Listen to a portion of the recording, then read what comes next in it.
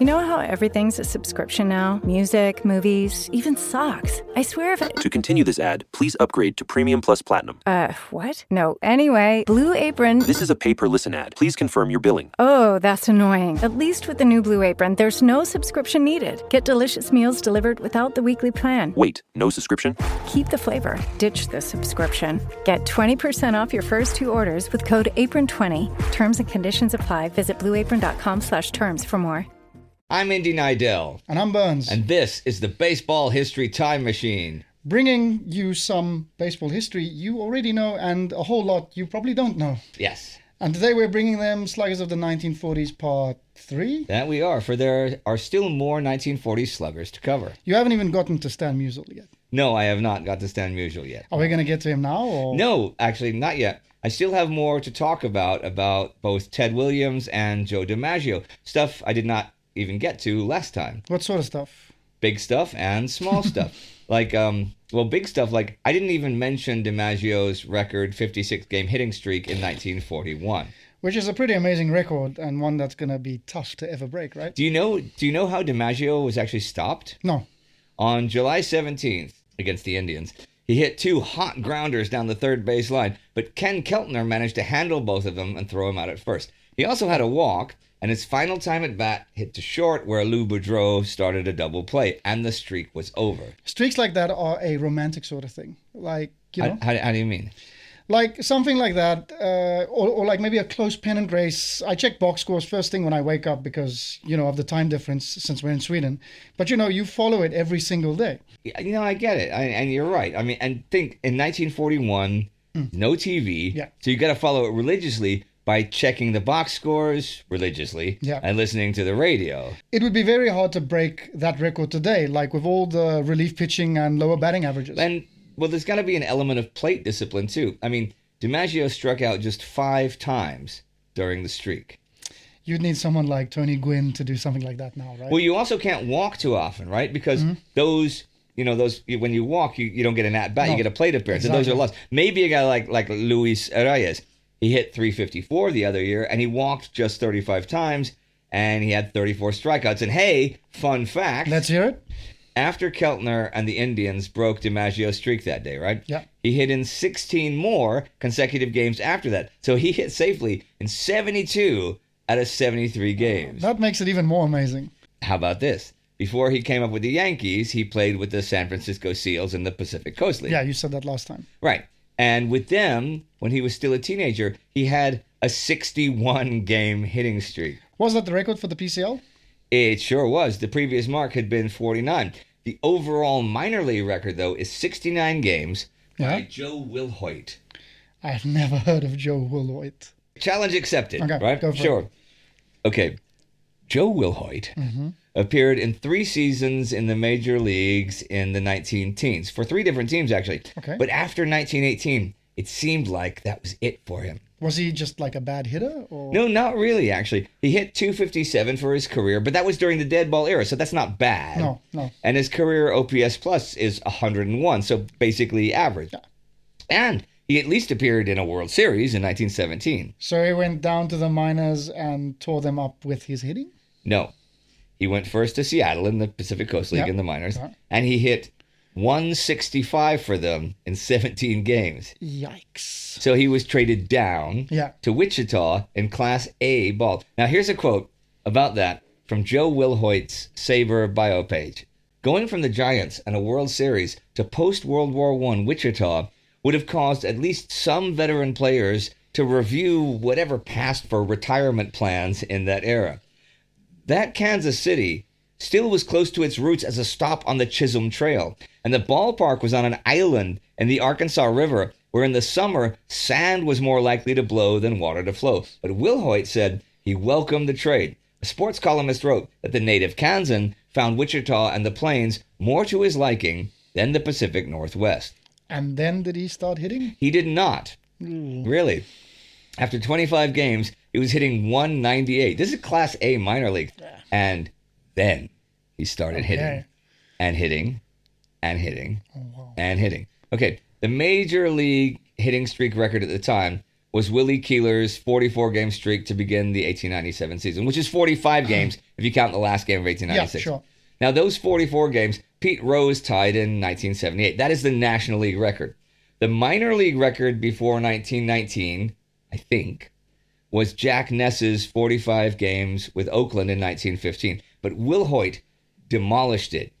You said 69 straight games. Yeah, 69 straight games. And he finished the season with a .422 average. Not just the best in the Western League that year, but according to his Saber bio at least, the best in organized baseball that year. But what was the secret? What was the turnaround for him? Wichita was owned by Frank Isbell, who had a pretty decent major league career himself back in the day. In fact, he played second base with the World Series winning White Sox in 1906, known as, the Hitless Wonders, because they had a .230 team batting average. And Isbell actually led the team with a .279 batting average. Okay, so he had some cred, right? He had cred. And he had Wilhoit stop using a thick-handled bat, a heavier bat, and use a thin-handled, lighter one. And that's what Wilhoit credits with that change. He hit over 500 during that streak. And the team went from dead last to contending for the pennant. And that's actually sort of, similar to what happened with the Yankees during DiMaggio's streak. They were in fourth place when it began, and then they were way out in first place when it ended. And if Ken, what was it, Keltner? Keltner, yeah. Hadn't been a great fielder, DiMaggio would have broken Wilhoit's streak, right? Yeah. Wilhoit, actually, he had a lot of near misses. He had 19 one-hit games during the streak. And, fun fact, in game 62, his lone hit was a game-winning homer, but in extra innings. And if the streak had ended at 61, DiMaggio would have tied it for longest minor league streak. Why didn't Wilhoit return to the major leagues after that streak? Aha! He did. Okay. I said Wilhoit played in 3 seasons, but that was before 1919. Okay. The streak, this was big national news. And there was a bidding war to bring Wilhoit back to the major leagues, won by the Boston Red Sox, who were World Series champs in 1912, 15, 16, and 18. And at that point still had Babe Ruth, although they did finish 6th in 1919. How did Wilhoit do with them? He hit .333 in 6 games, and he had 5 walks, so his on-base percentage was close to 500, but I guess that wasn't good enough. No, how? Well, I don't know, because that was the end of the major leagues for Joe Wilhoit. He did spend 4 years after that in the high minors, topping 300 each year, and finishing with Salt Lake City back in the Pacific Coast League in 1923. And get this, final year, he hit .360 with 238 hits. And then what? Did he retire? Did he get hurt? Like, what happened? Well, he was 38, and the PCL played like 200-game seasons, and he thought it was just time. Yeah, he then went full-time to running his Wilhoit luggage shop in Santa Barbara. I love what major leaguers used to do in off seasons. A luggage shop. We should have a luggage shop. Well, would it be Burns and Indy's quality luggage, or Indy and Burns? Indy and Burns quality bagage. If you want to be but you could come in, you could buy luggage, you could talk about baseball, we could have screens up. That's the thing. We'd have to have it at Santa Barbara as an homage. Yes, to the Wilhoit luggage shop. We'd have to have his picture up, like at the back, like, and when people ask if they don't know. Who's that? That's Joe Wilhoit. How do you not know? 69 straight, Bro, 69 game hitting streak. Exactly. He was hitting like over 422. Like, what do you mean you don't know who this guy is? Like, now, come on. I wonder if the Wilhoit luggage shop in Santa Barbara still exists. If it does, we're going to have to go there on a pilgrimage. We have to. It's going to be on our list of pilgrimage places. Yes, okay. yes. Well, anyhow, that is all I can say about Joe Wilhoit. That's all I know. In an episode about sluggers of the 1940s. Yes, thank you. Thank you for the sarcasm. Yes. But hey, I have another streak I can talk about that's actually from a slugger of the 1940s. And that one is? Ted Williams' on-base streak in 1949. All right, how many games? I'll tell you after this. Shopify's point of sale system helps you sell at every stage of your business. Need a fast and secure way to take payments in person? We've got you covered. How about card readers you can rely on anywhere you sell? Thanks. Have a good one. Yep, that too. Want one place to manage all your online and in-person sales? That's kind of our thing. Wherever you sell, businesses that grow with Shopify. Sign up for your $1 a month trial at shopify.com/listen. Shopify.com/listen. So how long was Ted Williams' on-base streak in 1949? 84 games. 84. Williams, as you know, walked all the time. So a hitting streak was going to be trickier for him, but an on-base streak is another thing entirely. But 84, that's more than half the season. It sure was. And that year, as we talked about last time, Williams nearly won a third Triple Crown. Yeah, you talked about the super close, like 1949, 1945 batting titles. You were going to cover more of those today, right? And I shall. Some of the closest batting races of all time. I thought that would be fun. But not yet. No? No. Okay. I want to talk a little bit about some stuff from 1948 and 1949, mainly 1948, but it has to do with Joe DiMaggio and Ted Williams. All right, shoot. Now, you know I have the YouTube channel covering the Korean War week by week in real time. Yeah. Right? Well, one of my favorite sources for stuff that happened in the first year of the Korean War is a book called The Coldest Winter by David Halberstam. I mention this because he also wrote a baseball book about the same era called Summer of 49, which is magnificent. And everyone who's listening to this, your homework is to go and get that book. I have a copy here, actually. Okay. It's a magnificent book. I will get back to why I mentioned this, other than that it's good, in a minute. Okay, a few words about the end of the 1948 season. Stage is yours. Super exciting, super close, three-way pennant race between the Red Sox, the Indians, and the Yankees. All three of them set attendance records. And I have to be clear, the late 1940s, way more than the 1950s, which people think, the late 1940s really was a golden age for baseball. Color barrier had been broken. Everyone was shattering attendance records. TV hadn't yet started eating into live audiences. The top players from those three teams, Williams, DiMaggio, and Cleveland's player manager Lou Boudreau, they were having amazing seasons. Boudreau won the MVP. Everybody else won batting titles, homer titles, la la la. With a week to go, the three teams were in a dead tie for first place, a three-way tie for first place. The Indians pulled away. They were 2 games in front with a couple games left to play. They had those games against fifth place Detroit, but the Yankees and Red Sox squared off against each other, right? Okay. Now, the Indians lost the first of those games. Okay. The Red Sox won the first game against the Yankees on a Ted Williams homer that also clinched the batting title for him. So the Sox are now 1 game behind the Indians with 1 game to go, and the Yankees are knocked out of the race. Side story here, courtesy of that Halberstam book. That night, Joe and brother Dom DiMaggio had dinner at Dom's place. Remember, Dom is a star for the Red Sox.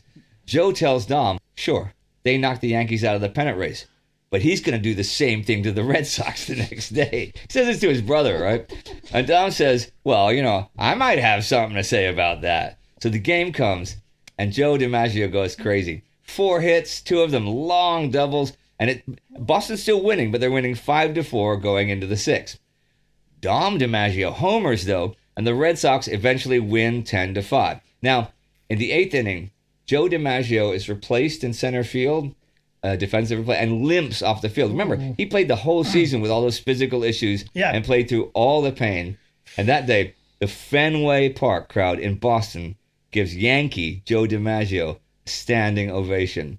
And Joe would later call it the single greatest thrill of his entire career. You picture that? Wow, that's amazing. To have the opposition give you a standing ovation, you have done something spectacular, right? Playing through all the 39 homers, 155 RBIs, through all that pain, knowing your feet are going to be operated on after the season. That's and just you get a standing ovation? I'd cry. From the Red Sox. From the Red Sox. A bitter rivalry, I'm getting teary talking about 100%. it. So, okay, but what about Cleveland? Detroit beat them again, with Hal Newhouser getting his league-leading 21st win over Bob Feller. So the Red Sox and Indians are now tied for the pennant.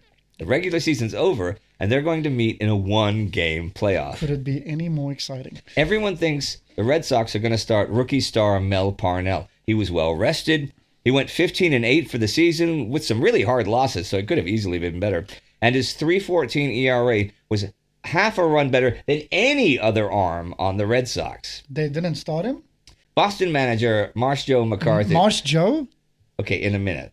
McCarthy decided to go with Denny Galehouse. Now, Galehouse was at the end of a decent enough 15-year career as both starter and reliever, but he'd gone 8-8 with a 4.00 ERA in 1948. Now, there was a lot of grumbling from the players over this call, especially backup catcher Matt Batts. The reason for this is he had been bullpen catcher in that finale versus the Yankees just the day before. Yeah. And Galehouse had been called to warm up in the pen time and again, which Bats thought that's the equivalent of pitching a 6-inning game.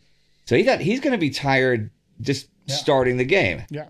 Side note, though, Matt Batts, great name. Yeah. But I think we can see where this is going, right? Yeah, you're correct. Now, this game was actually Denny Galehouse's final career start. Oh. And he lost it and the pennant 8-3.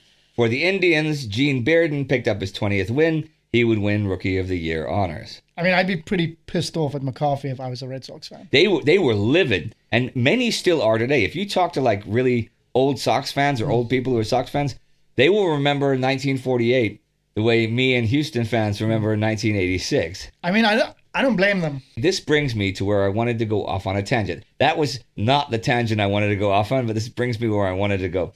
I want to talk a bit, not a lot, but a bit about Mas Joe McCarthy. Why did they call him that? You know what? I never knew why when I was a kid. He was always called that in all my old books. M-A-R-S-E, Mars, right? But without explanation. Turns out it's a Southern state version of Master, Mas Joe McCarthy, that he got given by sports writers in the 1930s. Okay. Mas Joe McCarthy. I see.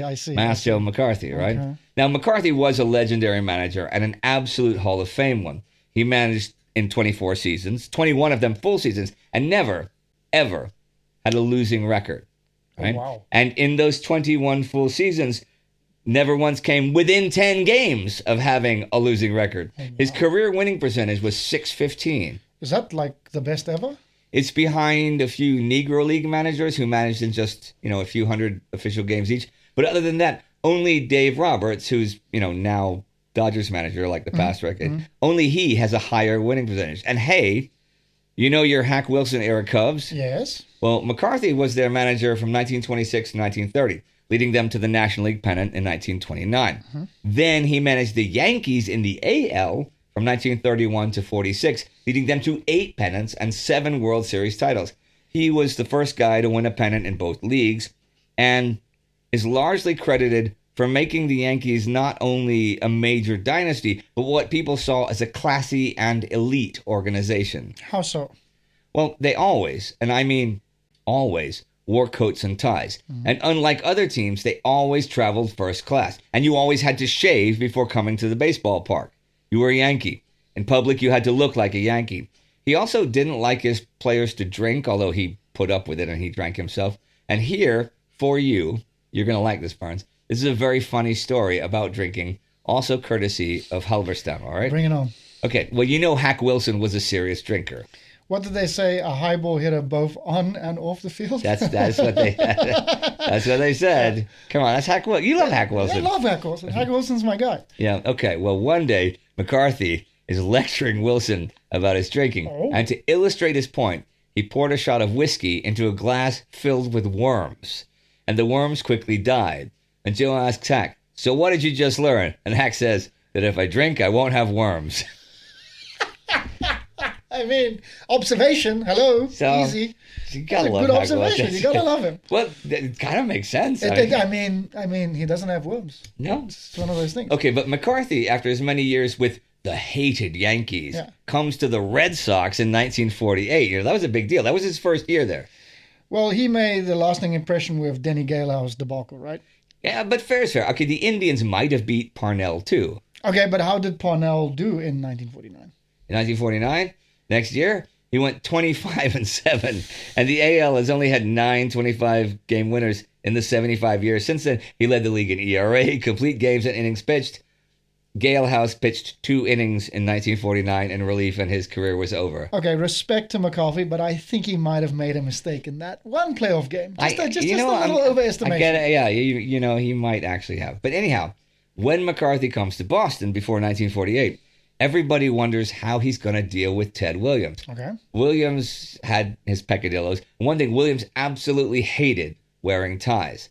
So how is he going to get along with McCarthy, who insists on ties? Well, they turn up for their first meeting, right?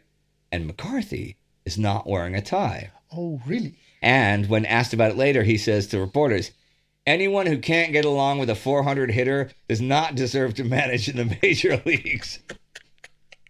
Well, he's right. Yeah. He's right. So they managed He's to get right. along okay. Well, definitely on the surface. Again, McCarthy was back to managing the Red Sox in 1949. That he was. Although I will have to talk about that magical, pivotal season another time. Okay, so you're actually going to talk about Sluggers of the 1940s. I'm going to talk about Sluggers in the 1940s, but shut up. But yeah, Williams, who I did cover last time a bit, was, as we all know, the last guy to hit 400.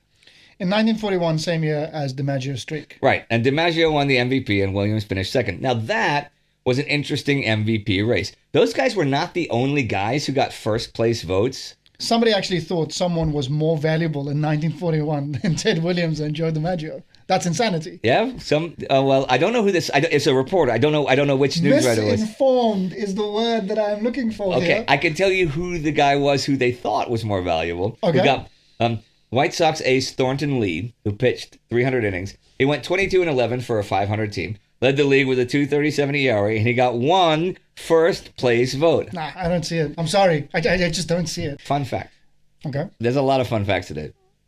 Williams led the league in hitting, of course. Yeah. But DiMaggio, despite the streak, only finished third in the batting race. Wow. Who was second? DiMaggio hit 357, but Senator shortstop Cecil Travis hit 359. You've talked about him before, right? Yeah, in part one of a higher lifetime average than Cobb, Yeah, and I talked that's about guys whose careers were derailed by World War II. Mm-hmm. Now, he finished sixth in the AL MVP voting in 1941. I have but one more comment to make about the 1941 American League Most Valuable Player Award. Well, let's hear it. After this. Indians left fielder Jeff Heath, who finished eighth, became the first American leaguer in history and the third player overall to hit more than 20 doubles, 20 triples, and 20 homers in one season. That's pretty impressive. Has anybody done it since? A few guys have. Okay. Willie Mays, George Brett, Curtis Granderson, and Jimmy Rollins. That's it. No one's ever done it twice. So this guy, Jeff Heath, he's a slugger of the 1940s? He is indeed. He maxed out in homers at 27 in 1947. But remember, there were years when that could have led the league in that decade, right? Yeah, for sure. And 6 times he was in the league top 10. 1947 was a prelude to his final hurrah. For in 1948, in just 115 games, he hit 20 homers and hit .319 for the Boston Braves, combining with 1947 MVP Braves third baseman Bob Elliott to give the punch that led the Braves to the National League pennant and a loss against the Indians in the World Series. Another fun Jeff Heath fact. He hit a homer in every National League park that year, becoming the first player to do that in both leagues, which he had accomplished with the Browns in the AL the year before in 1947. But how did Heath play in the World Series? He did not play in the World Series. Finally, heading for a World Series for the first time in his 14th season, he badly broke his ankle sliding into home just before the end of the regular season. Talk about bad luck. Poor dude. That pretty much derailed his career as well. Yeah. He played in 36 games in 1949, and that was it at the age of 34, with a .293 career average. And he tried to play in the minors in 1950, but in half a season, hit just .245. Man, there's an awful lot of stories like that out there. There unfortunately are. So what are we going to talk about next, now that I'm all depressed? Well, I'm still not done. I'm not done talking about Ted Williams, actually. I mean, I haven't even mentioned the Williams shift. The Ted Williams shift. It wasn't named after him. The Ted Williams shift wasn't named after Ted Williams? Well, the Williams shift was renamed after Ted Williams, but it was not originally named after Ted Williams. You're hurting my brain. You've lost me. You're gonna like this. Okay. Everybody out there is gonna like this. Everybody who doesn't know this, right? Okay. The Williams shift. So shifting the infield and outfield around, when you shift players. Okay. Now this is to shift them to right field, or the right side of the infield, to stop a left-handed pull hitter who always hits to right, was first used against slugger Cy Williams in the 1920s. Well, how about that? Tell me about this Cy Williams. He was one of the first big sluggers of the live ball era. Well, he actually got going before that. He led the major leagues in homers in 1916 with 12. And then, once the live ball era began, he led the majors again, tied with Babe Ruth in 1923 with 41, by which time he was 35. Okay, if you're going to be tied with Babe Ruth for most homers, you're a damn good slugger.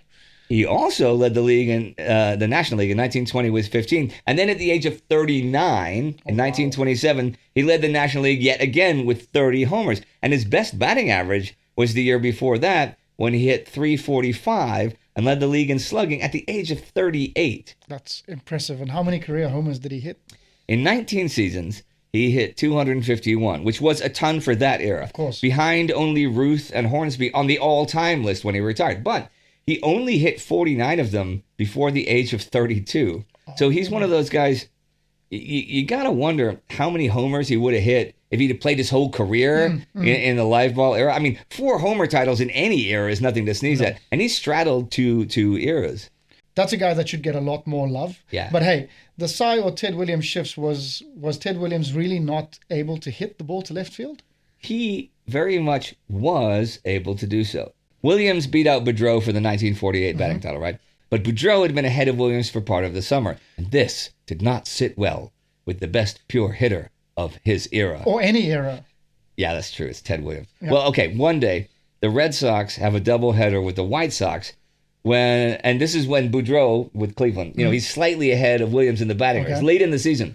So Boston catcher Bertie Tebbetts is sort of needling Williams, telling him, looks like that Frenchman's got you beat. And Williams says, the hell he has. And he goes 7 for 8 with 3 opposite field hits to left, beating the shift just for the average, right? Yeah. And his final time up, with his average now ahead of Boudreau's, he yells over to Tebbetts, this one's for Ted, and homers.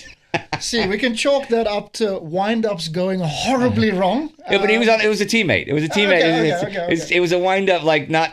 But in a good way. Okay, okay, so not opposition player, but an actual teammate trying to wind up. Okay, that's more of an inspiration, like kind of like... How cool was Ted? Dude, this one, so cool. This one's for Ted. That's and then hit so homer. cool. Ted Williams ended his career in 1960 with a homer in his final at bat, final day of the season, after already announcing his retirement. Oh, hey, again, back to the shift and stuff. During spring training 1949, Matt Batts, once again, remember him? Great name. He was catching batting practice, and Williams is pounding line drive after line drive to right field, left-handed hitter. And then he turns to Batts and goes, Batts, I'm going to show you something. And the next pitch, he lines the ball to deep left field. He goes, you see that, Batts? I can hit the left field. I can hit there any damn time I want. But my money's in right field. That's what they pay me to do. Imagine being good enough to just have that kind of control. To just be like, you know what? Yeah. I know people are giving me a lot of shtick for like hitting it to right field, but I can line drive to left. It's no problem. He hit 400 against Major League pitching. It's no problem. Like, you cannot give me any shit for that. No. Like... I think Paul Wainer apparently had that sort of level of talent too back in the 30s and 20s. Here's a story about a would-be slugger that sort of involves Ted Williams. All right. Okay? As long as I'm going sidetrack. This is fun. Okay. Dick Wakefield, right? As a rookie with the Tigers, 1943.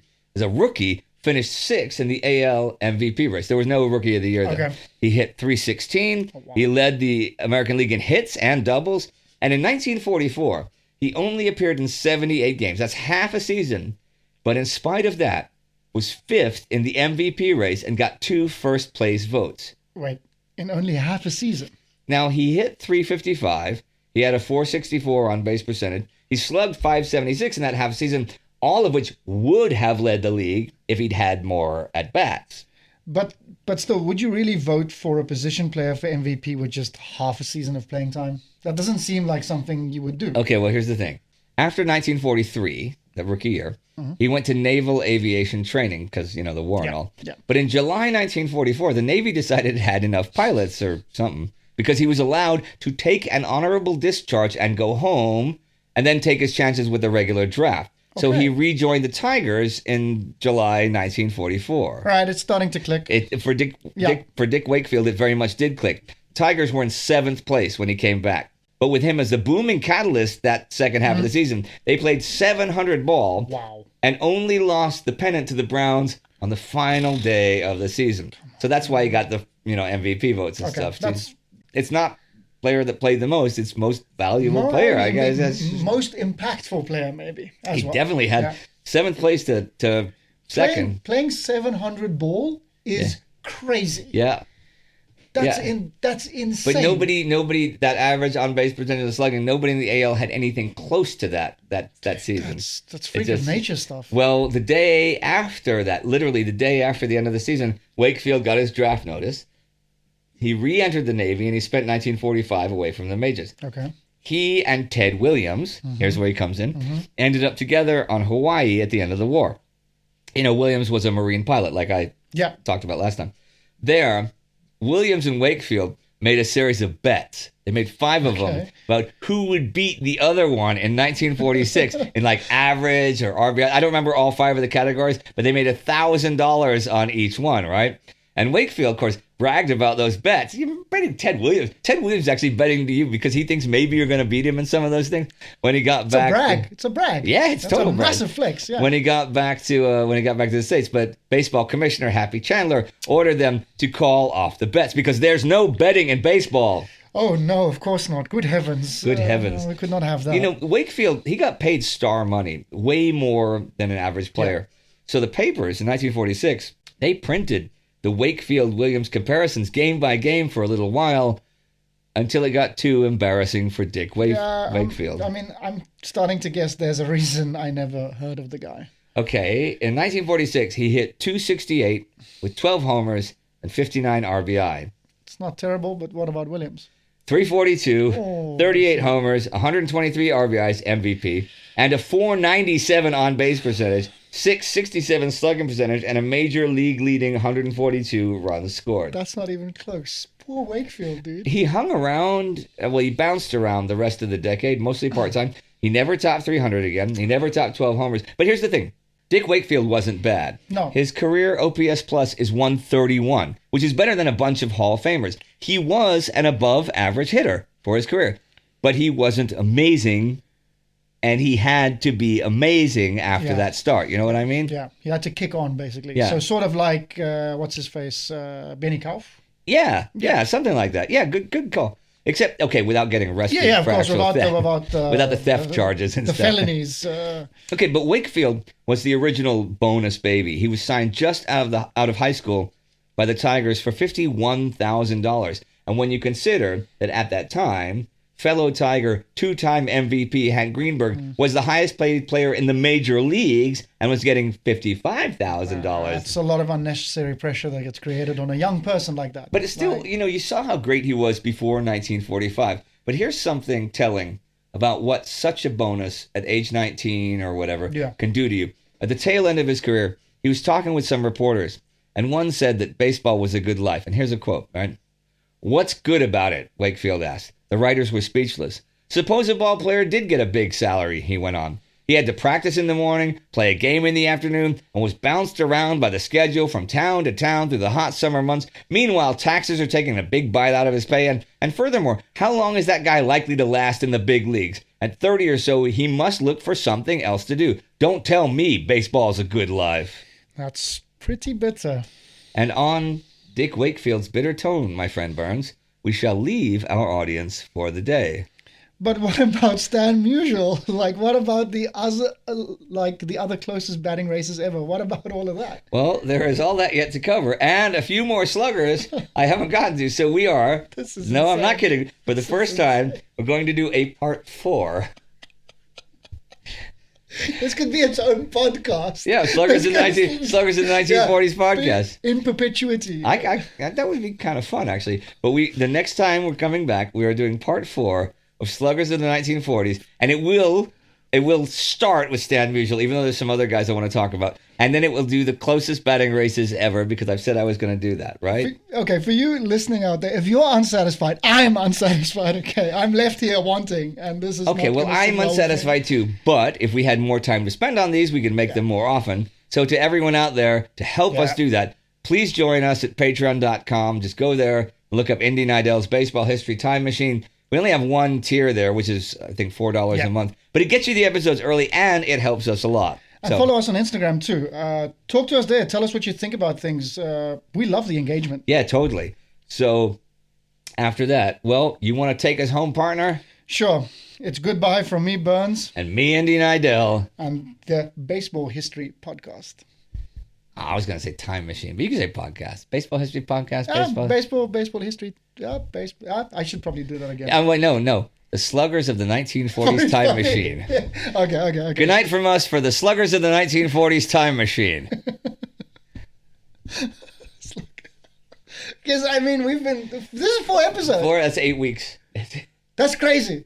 I didn't plan it that Yeah, way. I thought it was going to be there was one. some great stuff in here, though. There was some great stuff. But everybody start talking and you're like, tell me about Joe Wilhoit. I tell you all I know about Joe Wilhoit. Too. So. And I got to talk about Master Joe McCarthy. Dude, Master Joe. that dude sounds like one of the best managers probably ever. No, he is. He's a Hall of Famer for being one of the best managers of all time. So who else is up there in terms of managers? Like, if you had to do like top 5, right? Okay, in terms of winning percentage, because remember, okay, he did have a lot of talent to work with. Yeah, sure. Like Casey Stengel had all the Yankees in the 50s, but in the 30s and 40s with the Braves and Dodgers, he had some shitty teams. He did the best he could with them. Ooh. But Frank Soleil, his winning percentage is like 20 points lower than McCarthy's. And it was him that ran the Braves, ran Boston in the 1890s when they had the dynasty. And it was him that built what would be Frank Chance's Chicago dynasty. And then he got sick and died just when Frank Chance took over and got all the credit. And John McGraw is slightly below all that. Those are some of the best. Who's the guy with the pocket for his cigarettes? The Orioles coach? Talking about Earl Weaver? Yeah. Earl Weaver, yeah. He had a specifically made pouch in I'm still recording this, Yeah, oh, okay. Well, no, this is in the episode, don't worry. Yeah, but he had a specifically made a patch or pouch on his, if you go look at the pictures, for his cigarettes. Now, Joe McCarthy was a big cigar smoker, right? And he didn't mind players smoking cigars, but he didn't like players smoking pipes. He thought that was sort of like weakness. And Red Rolfe, the third baseman for the Yankees, Red Rolfe. Yeah. Rolfe was a pipe smoker. Rolfe totally hid it all the time from him, thinking, I don't want McCarthy to find out. Of course, McCarthy knew the whole time, and he looked down on him because of it. Like pipe smoker, they're not serious. They're unserious. They're unserious. Yeah. It's crazy. So, okay, but next time we're going to talk about Stan Musial and some more close batting races. Yes. And I have a couple more sluggers to talk about. So there's more. I haven't covered a couple of National League sluggers. There's a lot of meat left on the bone here. Yeah. A lot of meat. So, yeah, a lot of meat. 4 episodes. I think people will be happy. All right. Yeah. Okay. Now we will see you next time on the Sluggers of the 1940s Time Machine. Goodbye, guys. Bye, guys.